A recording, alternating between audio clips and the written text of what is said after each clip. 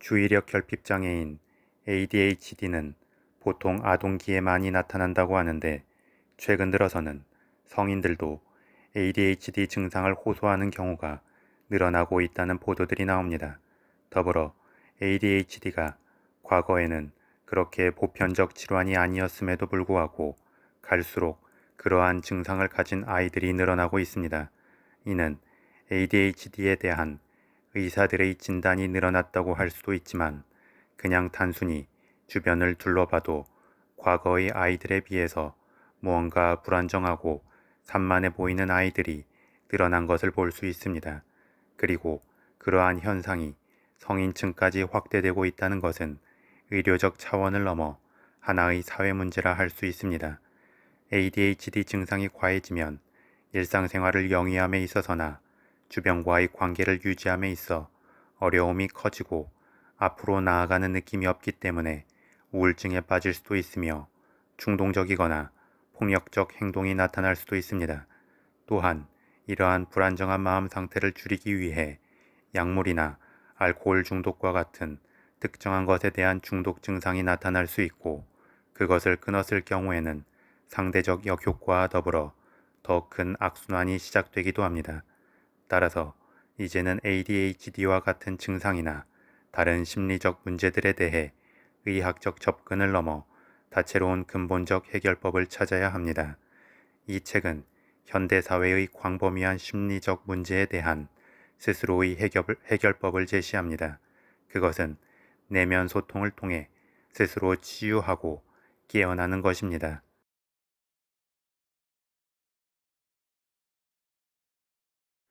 저자는 현대사회에 걸맞게 사람들이 현대인의 뇌로 살아가야 하는데 원시인의 뇌로 살아가고 있음을 지적합니다.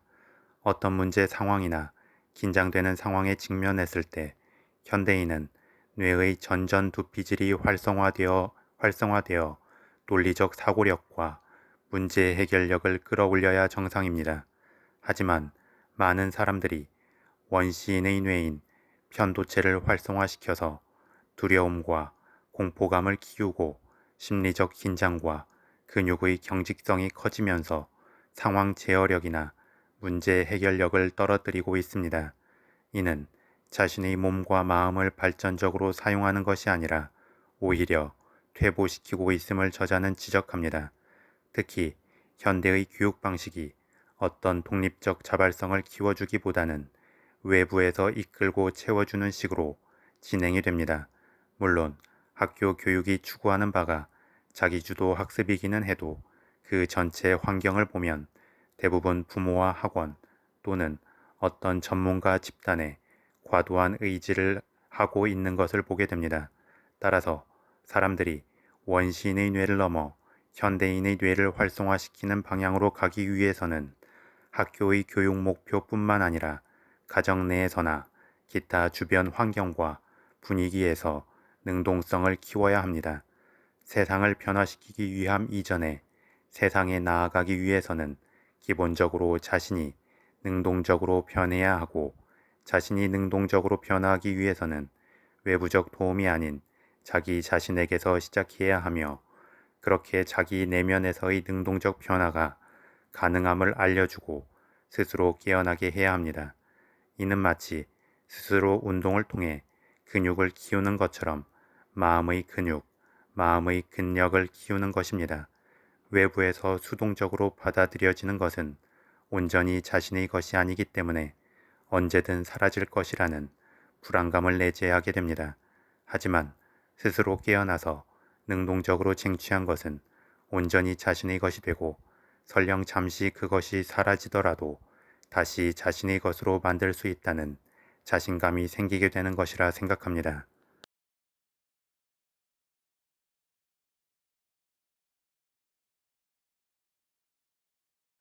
외부에서 수동적으로 주어지는 것은 무한한 것 같지만 암묵적 한계와 틀을 갖게 됩니다.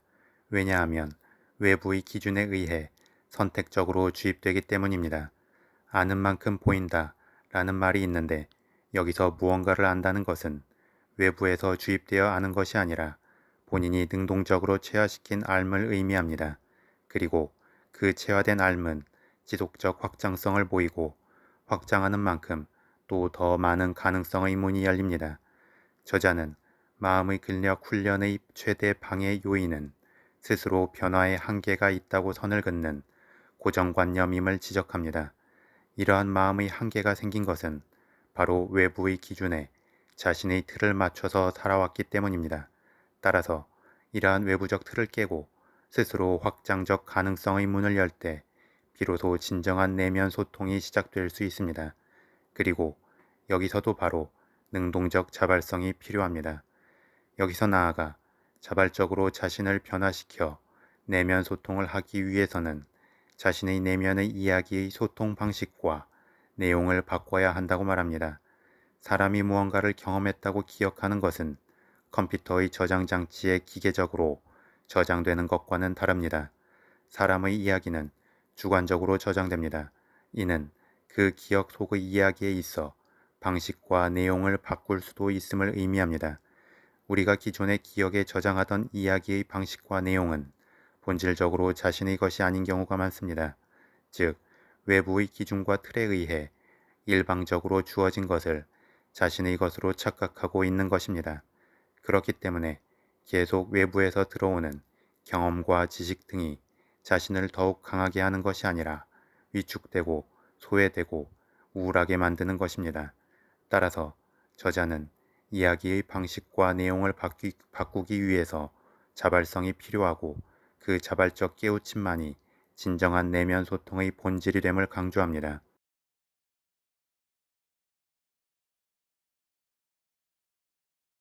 저자는 내면 소통의 다채로운 방식을 이야기하지만 그 본질은 같습니다.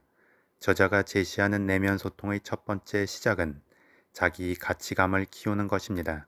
자기 가치감은 보통 양육자가 어린 시절 아이에게 불어넣는 사랑의 목소리를 근간으로 합니다. 그것을 통해 자신이 이 세상에서 무의미한 존재가 아니라 가치 있는 존재이고 뭐든 할 수 있다는 자신감을 갖는 존재가 되는 것입니다. 하지만 어릴 때 이러한 경험이 크지 않다면 마음 근력의 토대가 약할 수 있음을 저자는 지적합니다. 두 번째는 셀프 토크입니다. 어릴 때 부모로부터 받는 사랑을 통해 마음 근력의 토대를 다지지 못했다고 해도 스스로 자기 가치감을 키울 수 있습니다. 그것은 본인을 관찰자와 대상으로 나누고 본인 스스로에게 사랑의 말과 자신감을 불어넣는 말을 하는 것입니다. 이는 언뜻 보기에 말이 안 되는 방식으로 보이기도 하지만 성공한 사람들의 습관 중에 아침마다 거울을 보고 자신에게 긍정의 말을 했다는 이야기가 많은 것을 보면 충분히 그 효과가 있음을 알 수 있습니다. 이는 최면 효과처럼 서서히 자신의 내면을 변화시키게 되는 것이고 중요한 내면 소통의 방식이 되는 것입니다. 세 번째는 명상입니다. 명상은 온전히 자신을 관찰하는 것입니다. 하지만 현대인들은 어떤 행위를 통해 항시 무언가를 빨리 가시적으로 얻거나 체험하기를 원합니다. 또한 분주한 일상을 살아가기 때문에 가만히 앉아서 자신을 바라보기가 어렵기도 합니다. 따라서 저자는 가만히 앉아서 하는 명상이 아닌 움직임 명상도 소개합니다. 다만 움직임 명상이든 가만히 앉아서 하는 명상이든 무언가 신비적 체험을 갈구하거나 급작스러운 변화의 경험을 추구하면 안 됩니다. 명상은 명상 그 자체로 의미가 있고 본인을 관찰하는 행위 자체만으로도 이미 마음이 정돈되고 마음 근력이 강화되는 것입니다. 네 번째는 6가지 긍정적 내면 소통의 키워드를 명상 속에 자리하는 것입니다. 그것은 바로 용서, 연민, 사랑, 수용, 감사, 존중입니다. 명상을 통해 자신을 관찰하고 관찰하는 중에 6가지의 긍정적 키워드를 떠올리면서 마음을 정돈해가면 자연스럽게 전전두피질이 활성화되고 긍정적 에너지가 내면에 자리하게 된다고 합니다. 이는 마음 근육이 강화되고 자연스럽게 자기 회복력을 키우게 됩니다. 다섯 번째는 경험자의 허상을 깨우치는 것입니다. 빛보다 빠른 것이 마음이라고 합니다. 그런 만큼 마음은 가장 잡기 어려운 것이기도 합니다. 가만히 앉아서 자신의 마음을 쫓아가다 보면 마음이 내 것이 아님을 자각하기도 전에 이미 마음이 모든 것을 주도합니다. 그러면서 어느 순간 마음의 관찰자가 아닌 제멋대로의 마음 그 자체가 되어 온갖 잡다한 생각 속으로 빠져들곤 합니다. 이것이 바로 경험자아입니다. 경험자아는 끊임없이 이야기를 만들어내고 자신을 끌고 갑니다. 따라서 저자는 경험자아가 필요 없다는 것이 아니라 경험자아가 자신의 진정한 본질이 아님을 깨달아야 한다고 말합니다. 자신과 자신의 마음은 결국 하나가 아닌 것입니다. 내 마음도 내 마음대로 못하기 때문입니다. 그렇다면 이는 다르게 보면 내 마음을 내 마음대로 할 수 있는 주체가 따로 있음을 의미하고 그것이 바로 본질입니다. 그래서 계속 경험자의 허상을 깨닫고 본질 속에 무게중심을 두려 할 때 자연스럽게 마음의 주도권이 생기고 내면 소통이 되는 것입니다. 여섯 번째는 호흡입니다. 호흡입니다. 원신의 뇌인 편도체를 안정화시키는 방법이 호흡이라고 합니다.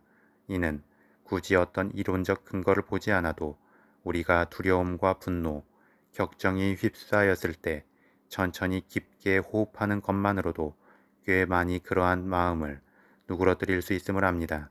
저자는 자율신경계 중에서 유일하게 의도적 개입을 할 수 있는 게 호흡이라고 합니다. 따라서 호흡만 유일하게 내면과 소통할 수 있는 무의식을 향한 길을 열어줍니다. 그런 만큼 호흡을 이해하고 호흡을 관찰하는 것으로 내면 소통의 방향을 잡을 수 있습니다. 이 책의 주제는 간단합니다. 마음 근력을 강화시키는 게 필요하고 그러기 위해서는 내면 소통을 해야 한다는 것입니다. 그리고 그 방법론으로 제시하는 것이 명상입니다. 다만 우리가 명상이라고 하면 무언가 신비적이고 막연하며 종교적인 것만 떠올리게 됩니다. 또한 명상은 역동적인 것이 아니라 차분하고 침체된 것만을 생각합니다. 이에 대해 저자는 명상이 추구하는 본질은 같지만 그 방법은 다양하다는 것을 보여줍니다. 또한 명상은 비단 종교적인 목적이 아니어도 현대 사회를 살아가는 모든 사람들에게 긍정적 효과를 줄 수 있음을 각종 과학적 데이터와 이론으로 설명합니다. 사실 명상은 그 자체로 종교적이거나 편향적이지 않습니다. 명상은 무언가를 담을 제대로 된 그릇을 만드는 것일 뿐입니다. 이는 마치 어딘가를 가기 위한 탄탄한 배를 만드는 것과 같습니다. 기도 또한 마찬가지라 생각합니다. 무언가를 담고 무언가를 지향하고 무언가를 염원하는 것은 명상과 기도가 제대로 된 이유가 됩니다. 다만 외부에서 볼 때에는 명상과 기도 이후에 담긴 것만을 보기 때문에 명상과 기도를 특정 종교와 연관시키거나 특정 종교만의 전유물로 여기기도 하고 근본에서 자신들의 종교나 집단의 이야기를 하기 위해 명상과 기도를 이용하기도 할 뿐입니다. 이는 마치 핵기술이 그 자체로는 어떤 가치 기준도 같지 않지만 그것을 사용하는 사람에 따라 다른 가치 기준이 생기는 것과 같습니다. 더불어 우리는 오랜 역사적 전통 속에서 명상이나 기도의 효과를 직관적으로 알고 있었습니다. 그런데 서양의 합리적 사고방식이 세상을 주도하면서 과학적이고 논리적 입증이 되지 않는 것은 부정적이거나 쓸모없거나 신비주의적인 것이라는 인식이 생겼습니다. 그러면서 우리가 본능적으로 좋다고 알던 것들마저도 거부해온 것이 현실입니다. 그래도 다행히 과학적 입증을 통해 사람들의 논리적 이해도를 높이고 다시금 과거의 긍정적 전통과 방식이 살아나는 것은 긍정적이라 할 수 있습니다. 이 책 또한 그러한 이유로 어찌 보면 단순한 주제에 대해 과도할 정도의 근거를 장황하게 늘어놓았지만 또 그러한 저자의 노력 덕분에 사회적 인식이 개선될 수 있을 것이라 생각합니다.